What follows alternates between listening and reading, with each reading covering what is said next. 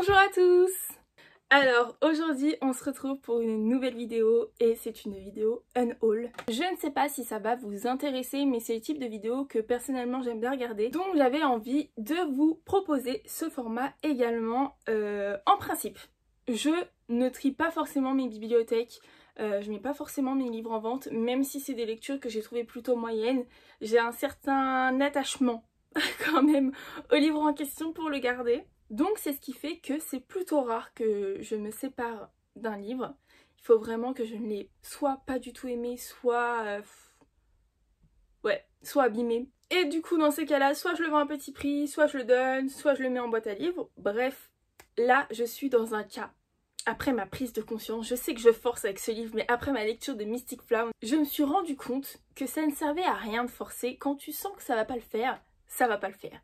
Donc, j'ai plusieurs titres à vous présenter en français et en anglais, des poches, des reliés, des brochets. Si jamais certains parmi vous ont lu un des livres de cette liste et pensent que je devrais le lire, puisque oui, là, il y a des livres que j'ai même pas lus du coup, faites-moi signe et peut-être que je reverrai mon jugement par rapport au livre en question. On commence. Donc débutons cette vidéo avec Éclat dormant écrit par Alix E. Ewo. Oui, je ne l'ai pas lu, mais j'ai lu les premières pages et c'était une catastrophe pour moi. Alors, Éclat dormant, c'est une réécriture de La Belle au bois dormant qui, pour le coup, quand j'étais petite, était ma princesse préférée. Quand je vous dis petite, c'est très petite et bon, la raison principale, c'est que sa robe était rose. Et oui, des petits détails qui n'ont aucune importance, mais voilà, c'était juste pour ça. Le rose, c'était vraiment ma couleur à cette époque-là.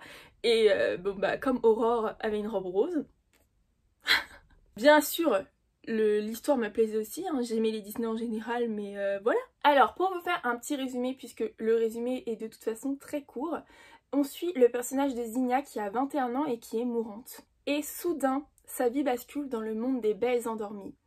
Alors, moi je ne suis pas arrivée jusqu'à ce fameux monde des belles endormies. En fait, j'ai tenté de lire ce livre et... déjà, plusieurs points qui m'ont démotivée. C'est un Hachette Heroes, donc il est vraiment pas donné, il coûte 22 €. En vrai, je réalise que j'ai jeté 22 € par les fenêtres. Et donc, quand vous l'ouvrez, dans ce livre, si jamais vous n'êtes pas encore au courant, du coup, je vous préviens, quand vous arrivez à la page 194, sachant que, on est bien d'accord, c'est déjà un livre très court. Eh bien, pour commencer, forcément, vous avez la pub de la prochaine sortie, du tome qui vient après. Et quand on continue, eh bien, on a le résumé du livre Le Temps des sorcières, qui est également publié chez Hachette Heroes, et aussi des 10 000 portes. Comment il s'appelle? Je l'ai en format poche. Des 10 000 portes de January que j'ai ici, comme vous pouvez le voir. Et donc, justement, moi, je m'en fous déjà des extraits. En fait... les extraits dans les livres, c'est un truc, ça m'a jamais intéressé, mais en plus pour le coup j'ai les deux livres en question, donc ça m'intéresse encore moins. Et ça fait qu'il y a quand même tout ça de pages qui n'appartiennent pas au livre, qui n'appartiennent pas à l'histoire Éclat dormant à la base. Donc je trouve ça quand même un petit peu révoltant. Et hormis ça, j'ai donc testé et je m'attendais pas du tout à ça. Déjà, la façon de commencer de l'histoire, je trouve que ça fait thèse. J'ai pas du tout aimé, la plume j'aime pas du tout, c'est un petit peu du langage familier aussi donc j'aime pas non plus, il y a même des moments où il y a des SMS, j'avais pas envie. En fait je m'attendais à une réécriture dans un monde fictif type fantasy, donc voilà. Peut-être que c'est le cas puisque comme je vous l'ai dit, apparemment elle bascule dans un univers, celui des belles endormies et je ne suis pas arrivée jusqu'ici donc je ne sais pas, mais en plus... donc c'est une espèce de critique aussi du conte de La Belle au bois dormant. Et au départ, je me fais attaquer comme ça, gratuit. Donc je vous lis une petite citation qui est à la page 12. C'est le premier paragraphe. Même parmi les nerds spécialisés dans le folklore, La Belle au bois dormant n'est la préférée de personne. Les romantiques aiment La Belle et la Bête, les conventionnels Cendrillon et les gothiques Blanche-Neige. Seules les mourantes apprécient La Belle au bois dormant. Je viens de vous dire que c'était ma préférée quand j'étais petite. Bref, je sens que ça va pas le faire. Ça va pas le faire du tout. Pour le coup, il pourrait être assez court pour que je tente quand même. Mais c'est le genre de livre, vous voyez, qui fait même pas 200 pages, mais vous avez l'impression qu'il y en a 1000 tellement vous allez mettre 3 plombs à le lire. Enfin, moi, ça fait ça.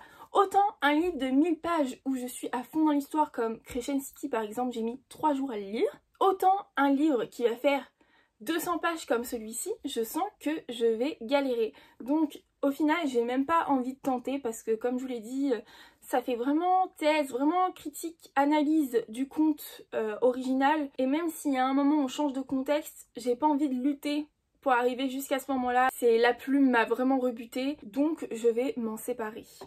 En plus, je ne sais pas si vous avez vu des avis passer, mais j'ai l'impression que les gens sont assez d'accord pour être plutôt mitigés à propos de cette lecture, donc voilà. Ensuite, Le Serment des Traqueurs, écrit par Laetitia Lajoigny. Alors pour le coup, je ne l'ai pas lu, mais je sens que ça va peut-être pas le faire.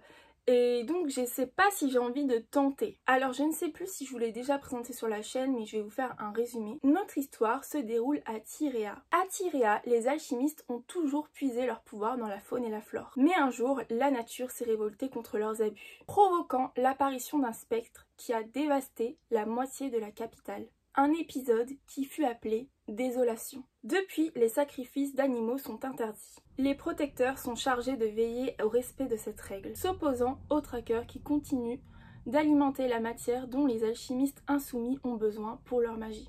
Et lorsqu'un griffon est assassiné, le fragile équilibre qu'il existe entre les hommes et la nature vacille, et les signes annonciateurs d'une nouvelle désolation apparaissent. Iyane est une protectrice, Aina une traqueuse. Leur affrontement semble inévitable. Pourtant, leur alliance pourrait s'avérer salvatrice. Le comprendront-elles avant qu'apparaisse un nouveau spectre? Et surtout, est-ce que leurs clans leur laisseront cette possibilité? Alors voilà, quand je relis une nouvelle fois le résumé, je trouve que ça a pas l'air mal, mais je ne sais pas, je suis pas convaincue non plus, je sais pas si j'ai envie de tester, dites-moi si jamais vous l'avez lu. Encore une fois, j'ai vu des avis passer qui étaient assez mitigés, et comme je le sens pas de ouf, je sais pas si je me lance là-dedans, donc voilà. Gros doute, gros point d'interrogation pour celui-ci. Ensuite, un autre que je n'ai pas lu non plus, décidément. Le Palais des Otomae, écrit par Nina Varela et publié chez De Saxus. Ici, la version reliée qui ressemble à ceci. Alors, celui-ci, c'est par rapport, je vais le mettre de ce côté-là, c'est par rapport à la leçon, encore une fois, de Mystic Flown. Voilà. Je vous l'ai dit, je suis pas très robot à la base, là je le sens pas non plus. Même si en vrai le résumé n'a pas l'air mal du tout, je vais vous le faire tout de suite. À la base, les Otomae ont été conçus par les humains pour leur bon plaisir. Sauf qu'ils ont renversé et asservi leur maître lors de la guerre des espèces. Une guerre qui a ravagé le royaume de Rabu. Ils se sont donc attribués les domaines de ceux-ci et les contrôlent maintenant d'une main de fer. Ayla travaille au palais de ces tortionnaires. Elle y a rapidement gravé les échelons, mais elle ne rêve que d'une chose, venger sa famille en tuant la fille du souverain, Lady Crier. Et à présent au service de celle-ci, contre toute attente, la jeune humaine découvre qu'elle est douce et généreuse. De son côté, Lady Crier a été conçue pour être parfaite. Sauf que ses certitudes se retrouvent ébranlées lorsqu'elle se retrouve fiancée à l'ambigu Kinok. Et qu'elle découvre que son père n'est pas aussi bon qu'elle ne le pensait. Alors qu'une attirance mutuelle naît entre Ayla et Crier, le destin des humains et des Otomae va être précipité dans un abîme de violence et de trahison. Donc voilà, le résumé n'a pas l'air si mal, mais comme j'ai vraiment eu du mal avec les robots précédemment et que je sais que de base ce n'est pas plus mon style que ça, je sais pas si j'ai envie de tester non plus. Pour le coup, j'ai pas vu énormément d'avis passer pour le Palais des Otomae. J'ai vu un petit peu de tout dans les rares dont j'ai pris connaissance, donc je ne sais pas. Je ne sais pas. Dites-moi si jamais vous l'avez lu et que vous avez aimé. Comme le 2 est sorti très récemment à l'heure où je tourne cette vidéo, je me suis dit est-ce que j'ai vraiment envie de me lancer encore dans la collection d'une série alors que j'en ai commencé je ne sais combien jusqu'ici et que je n'ai pas encore terminé alors que j'avais dit que j'allais le faire. Je ne sais pas, donc voilà, je suis dans le doute, je ne l'ai pas encore mis en vente, à voir. Je ne vais peut-être pas vous faire un résumé à chaque fois parce que ça fait un petit peu long et j'avoue que je crève de chaud. Donc ensuite nous avons Le Dieu dans l'ombre écrit par Megan Lindholm dont je vous ai déjà parlé dans ma vidéo mi-bilan, enfin bilan de mi-année, c'est mieux dans ce sens-là. Donc ce livre m'a bouleversée, ce livre m'a mis au bout de ma vie, ce livre m'a mis mal. Et comme je vous l'ai déjà dit, je fais pas partie des gens qui apprécient forcément lire des livres qui me mettent dans un mauvais mood. J'avoue que je lis surtout pour le plaisir, donc j'ai pas envie d'être stressée. Et ce livre m'a retourné. Vraiment, il y a des trigger warnings, mais il y en a un que je peux pas donner, comme je l'ai déjà dit, parce que c'est un spoil énorme en plus, et qu'à partir de ce moment-là, l'histoire connaît un tournant. Donc bon, si jamais vous voulez quand même le savoir, n'hésitez pas à me poser la question. En tout cas, je ne le relirai pas, ça c'est une chose qui est sûre.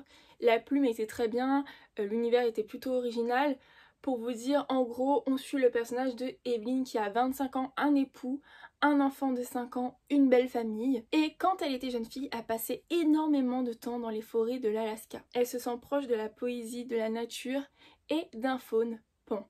Et maintenant adulte, elle n'aurait jamais pensé que ce faune mystique réapparaîtrait à nouveau dans sa vie et chamboulerait ses émotions. Des émotions fantasmatiques et sensuelles, il est dit. Et donc voilà, je rappelle, c'est de la fantasy pour adultes. Megan Lindholm, c'est aussi Robin Hobb.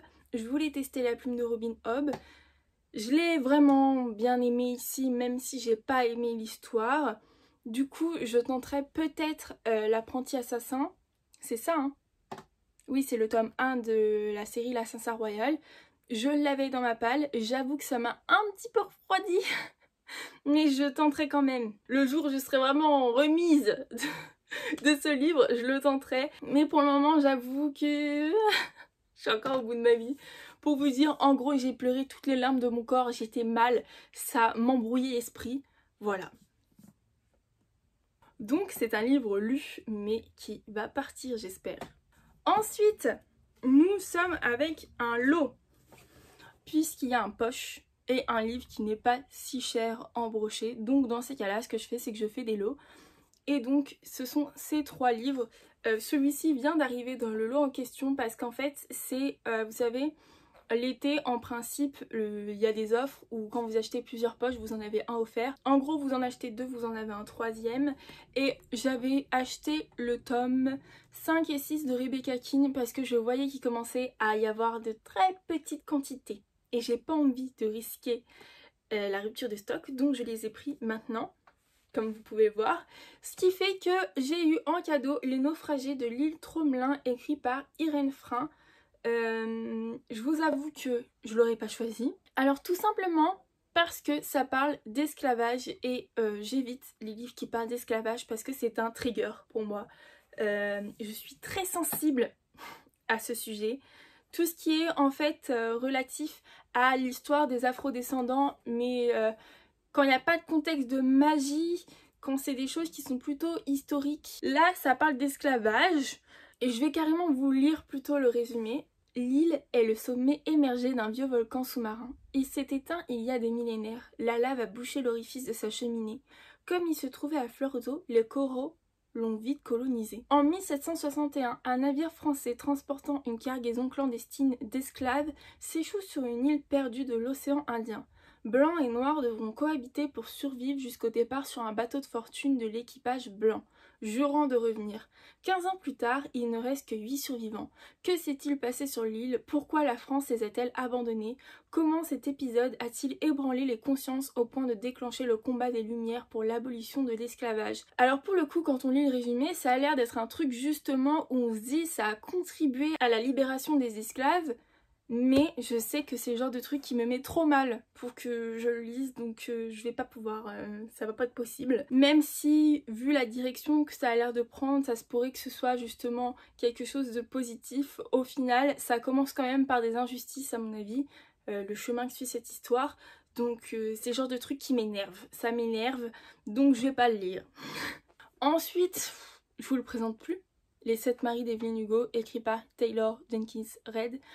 C'est une fiction historique. Je vais pas vous faire un énorme résumé, mais en gros on suit le personnage de Evelyn Hugo qui est interviewée par Monique Grant. D'ailleurs j'ai oublié de préciser que ça se peut que dans les différentes histoires je prononce mal les noms, je suis désolée. Et Monique Grant, c'est une journaliste qui est pour l'instant pas vraiment connue, et c'est pour ça que quand Evelyn Hugo, la grande star, décide que ce sera elle qui l'interviewe, il y a un espèce de mystère derrière. Est-ce qu'il y aurait un lien entre elles? on ne sait pas. En tout cas, elle raconte l'histoire extraordinaire de sa vie et surtout pourquoi elle a eu 7 maris. Donc on passe par l'ambition, l'amitié et l'amour. On écoute ses confidences et voilà, moi je vous ai déjà expliqué dans la vidéo précédente. Je l'ai commencé, page 35, il y a eu le N-word, ça m'a directement coupé l'envie.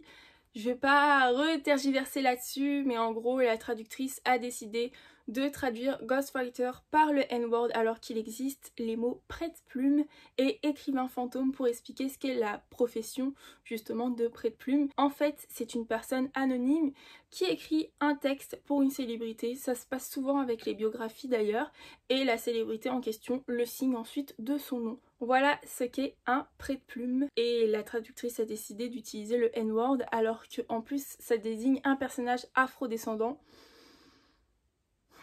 Ça m'a coupé l'envie direct, donc je ne le lirai pas, alors qu'apparemment c'est une belle histoire. En tout cas, il n'y a que des avis positifs. Moi ce sera un non, il n'y a que en VO où je pourrais me décider à pourquoi pas essayer de le lire un jour. Sauf que vu que c'est pas plus mon style d'histoire que ça, je vais pas me fatiguer. Surtout que comme je vous l'ai déjà dit dans cette vidéo, quand je lis des livres en anglais, c'est que souvent il y a un contexte magique, souvent l'histoire me motive vraiment. Et là vu que c'est une fiction historique, j'ai pas vraiment envie, donc voilà. Et le dernier livre du lot, c'est Sillage, écrit par Joanne Richoux et publié chez PKJ. J'ai oublié de vous dire que le livre précédent était publié chez Hauteville et celui d'avant chez J'ai lu. En gros, Sillage, je l'ai déjà lu, je vous ai déjà dit ce que j'en pensais, j'avais donné 2,5 à ce livre. C'est un espèce de thriller avec une ambiance très particulière. En gros, on y suit le personnage de Jade qui a 19 ans et qui emménage à Paris pour réaliser son rêve, travailler en parfumerie. Elle y découvre donc la vie d'adulte, loin de sa Bretagne et de sa grand-mère, les plaisirs qu'offre la capitale, les odeurs, les dangers. Et lors d'une soirée, elle s'épand de Victor alias Domino. C'est le coup de foudre entre les deux jeunes gens. Sauf que le problème c'est que Victor est très lunatique, ce qui va faire plonger Jade. Et un jour par chance, elle rencontre Zachary Mignard, un célèbre parfumeur qui l'a choisi comme apprenti. Jade n'a plus qu'une obsession, créer sa fragrance. Elle veut posséder les effluves de ceux qu'elle croise, quitte à briser tous les interdits. Donc voilà, c'était une histoire très spéciale. Alors forcément, vu qu'il est beaucoup question d'effluves, d'odeurs, il y a beaucoup de descriptions à ce propos. Voilà, ambiance particulière. J'ai pas vraiment accroché, donc je m'en sépare également. Ensuite, la majorité du temps, c'est pour cette raison que je vends des livres. 13 de la mer émeraude, écrit par Brandon Sanderson. Alors, vous le savez, j'ai mis 5 sur 5 à ce livre, je l'ai adoré, d'ailleurs je le possède. Et c'est pas du tout parce que du coup je n'ai pas aimé, c'est parce que j'ai la version collector qui est juste ici. Et du coup, je vois pas l'utilité d'avoir les deux versions. Donc je l'ai mise en vente, il est tout neuf, je l'ai même pas lu puisque en fait, dès que j'ai vraiment pris conscience de l'ambiance de l'histoire, de ce à quoi ça pourrait ressembler et de la plume de Brandon Sanderson, je me suis dit ah, il y a des chances que j'adore et si j'adore, j'ai envie d'avoir la version collector. Alors cette version est aussi très jolie, j'adore l'illustration. Il ressemble à ceci du coup. Je crois qu'on a aussi un truc, ouais. Même le brochet est sympa, mais on n'a pas tout ce qui est texte en couleur parce que dans les livres des projets secrets, on a parfois des parties qui sont dans la couleur de l'ambiance du livre en question. Par exemple, dans 13, on a des petits détails en vert, dans d'autres en bleu, enfin voilà. Je vais pas refaire tout le truc, mais vous voyez ce que je veux dire. Et du coup, j'avais pas envie d'avoir peut-être l'un de mes prochains livres préférés juste en édition normale puisque je suis très collectionneuse, je vous l'ai déjà dit. Et donc, c'est juste pour ça que je l'ai mis en vente. Il est toujours pas parti. Mais pour vous faire une petite explication, 13 de la mer émeraude est le premier livre des projets secrets de Brandon Sanderson qui va en regrouper 4 au total.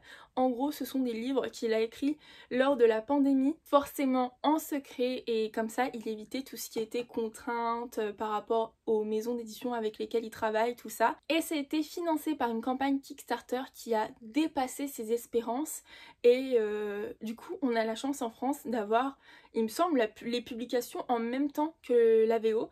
Et en plus, on a un travail éditorial magnifique. Vraiment, je suis tombée sous le charme de la plume de Brandon Sanderson après cette première lecture. Et ce qui se passe avec 13 de la mer émeraude, donc ce sont 4 livres, mais ils ne se suivent pas, ils sont tous indépendants, c'est pas du tout les mêmes histoires. Donc vous pouvez en lire un sans lire les autres, enfin vous faites comme vous voulez, dans l'ordre que vous voulez. 13 de la mer émeraude, que je vous ai déjà présenté plusieurs fois, mais recommençons. Nous suivons le personnage de Tress, qui est une jeune fille qui vit sur une île au milieu de la mer Émeraude. Dans cet univers, il y a plusieurs mers et du coup il y a plusieurs sports puisqu'elles ne sont pas composées d'eau, elles sont composées de spores, je vous ai déjà expliqué. C'est une matière semblable à des grains de sable, des grains de poussière. Je sais pas comment mieux décrire la chose, mais en fait au contact d'une matière liquide, elles s'activent et elles sont très dangereuses. En plus ça dépend de la mer en question, mais selon les mers le danger est encore plus redoutable. En tout cas dans celle de Tress, ça se transforme en choses un petit peu organiques comme vous pouvez le voir ici. Et ce qui se passe, c'est qu'un être cher pour Tress vient à disparaître. Et elle est déterminée à la retrouver. Pour cela, elle se lance dans un périple au bout du monde où elle va croiser la route d'un rat qui parle. J'ai adoré ce rat, retenez cette information. De contrebandiers, de méchants pirates ou pas, d'une sorcière, enfin, je vous laisse découvrir par vous-même l'histoire. Sans oublier un petit détail, Tress est passionnée de tasses, mais bon ça... c'est un détail. Et donc j'ai adoré cette histoire, vraiment j'ai été transportée, totalement immergée. C'est un mélange entre de la fantasy et un petit peu de science-fiction. Super découverte et j'ai hâte de lire le dernier qui est sorti, qui est Yumi et le peintre de cauchemar, il me semble, si je ne me trompe pas. Même si avant ça, il y a celui qui est sorti avant, le sorcier... Ah, je sais plus. Mais bref, j'ai hâte de lire les autres et celui-ci, c'est juste parce que du coup, je l'ai dans une autre version, donc voilà. Et pour achever cette vidéo, je veux me séparer de 2 éditions exclusives de mes box anglaises. Donc pour rappel, j'étais abonnée cette année à Fairyloot et Illumicrate, sauf que j'ai laissé tomber Fairyloot, je suis maintenant abonnée à Illumicrate seulement parce qu'en fait je trouve que plus ça allait et plus on était en déclin au niveau du travail de Fairyloot. Ce qui est un grand regret parce que par contre pour ce qui est du service client, ils sont super réactifs, super compréhensifs, vraiment génial. Mais je trouvais que plus ça allait, plus la qualité des éditions était à revoir. J'ai été très déçue vers la fin. Mais je pense que c'est parce qu'ils ont commencé justement à faire de nouvelles box. Vu qu'avant il y avait seulement la Young Adult, ils ont commencé à faire la Adulte et j'ai eu la sensation qu'ils concentraient leurs efforts sur la Adulte plutôt que la Young Adult. Ça donnait la sensation qu'il y avait un transfert du budget de celle-ci dans l'autre et du coup plus ça allait, plus c'était n'importe quoi. Et là vous allez voir le livre qui a motivé cette décision. On va commencer du coup par celui-là. C'est donc Silver in the Bone, écrit par Alexandra Bracken. Et d'ailleurs, petite info, mais vous l'avez peut-être déjà vu passer, il va sortir en français chez De Saxus en fin d'année il me semble. Donc en plus ça servait à rien pour le coup que je l'ai, mais voilà à quoi il ressemble. Première déception, c'est que c'est exactement la même couverture que la version classique pour le coup. La couverture est comme ceci. Ensuite vous avez le dos, bon à la limite le dos de la jaquette est sympa. Là vous avez la 4e de couverture où il se passe pas grand chose. Le jaspage, alors je sais qu'il y a pas mal de personnes qui le trouvent sympa, je le trouve ignoble. Mais ça c'est qu'une question de goût, mais vraiment je le trouve pas beau du tout. Mais c'est surtout que vous voyez cette ambiance, ça fait high fantasy. Je vous montre un petit peu les goodies que je mets en vente avec le livre en question. Et il y avait le marque-page du mois, la lettre de l'autrice avec l'illustration, voilà, qui ressemblait à ceci. Alors, on est d'accord que l'illustration n'a rien à voir avec le livre, hein. Et ici c'est tout simplement la carte spoil du mois. Mais tout ça pour dire que, une fois que vous l'ouvrez, quel est le rapport? Pour moi, le style de l'illustration est trop enfantin par rapport au style du livre en soi. Et surtout qu'ensuite, mais ça n'a rien à voir. La jaquette et le livre, le dos ressemble à ceci. Et vraiment, j'ai trouvé ça vraiment pas beau. Je suis désolée, hein. C'est vraiment par rapport à mes goûts. S'il y en a d'autres qui l'ont trouvé sympa, tant mieux, mais moi je peux pas. Je peux pas, c'est un stress. Et là vous avez également l'illustration. Pour moi, en fait, tous les éléments du livre, puisque je vous ai du coup montré le style, avec la carte, c'est encore un autre style. Enfin, vraiment... J'étais super déçue, je l'ai pas aimé du tout. Là, je vais pas essayer de traduire les différents résumés, donc je vais vous parler rapidement de ce dont parle l'histoire, des thématiques, on est sur une réécriture des légendes arthuriennes ici.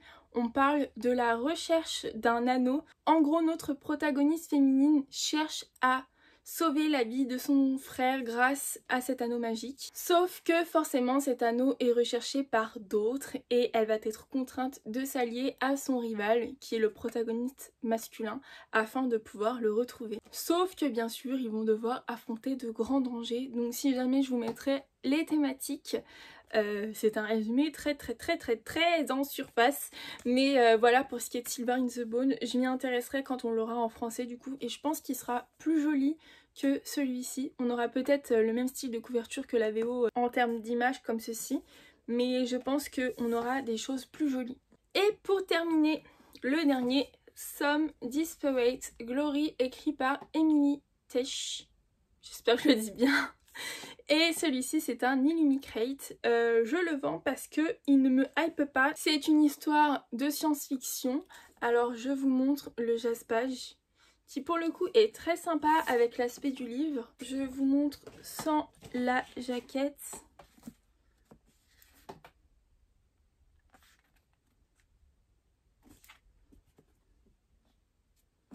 Voilà, et on a des illustrations également sur les pages de garde et il est signé. Alors pour le coup je pense que c'est une histoire ici qui est plus pour les adultes, puisque Illumicrate, ce qui fait que pour moi c'est la meilleure box des deux, c'est que ça mélange. Autant vous pouvez recevoir une histoire young adulte qu'une histoire adulte, c'est plutôt diversifié, donc voilà, ça a aussi orienté mon choix.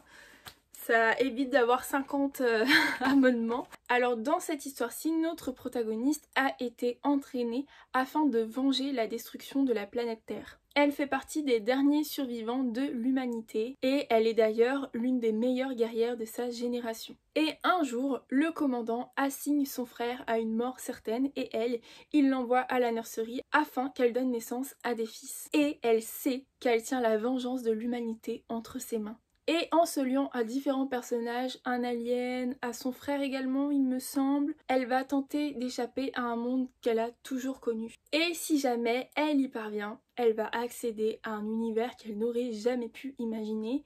Et donc voilà, pareil, je ne m'épanche pas plus que ça sur le résumé. Au final ça a pas l'air mal du tout, hein. C'est juste que, comme je vous l'ai dit, si maintenant je sens que je suis pas plus hype que ça, je vais pas essayer, surtout que là, c'est pas ma langue maternelle, donc en plus, le temps de traduire dans ma tête, voilà, c'est un peu compliqué. Donc je cherche également à m'en séparer. Sur ce, j'espère que cette vidéo vous aura plu. Comme je vous l'ai dit, si jamais vous avez lu l'un de ces livres et que vous pensez que je fais une erreur, n'hésitez pas à me le signaler. Je suis très curieuse. En tout cas, j'espère que cette vidéo vous aura plu. Si jamais c'est le cas, n'hésitez pas à la liker, à commenter et pourquoi pas à vous abonner à la chaîne. Vous pouvez également me retrouver sur mes autres réseaux sociaux, Instagram et TikTok. Et on se retrouve dans une prochaine vidéo. Salut!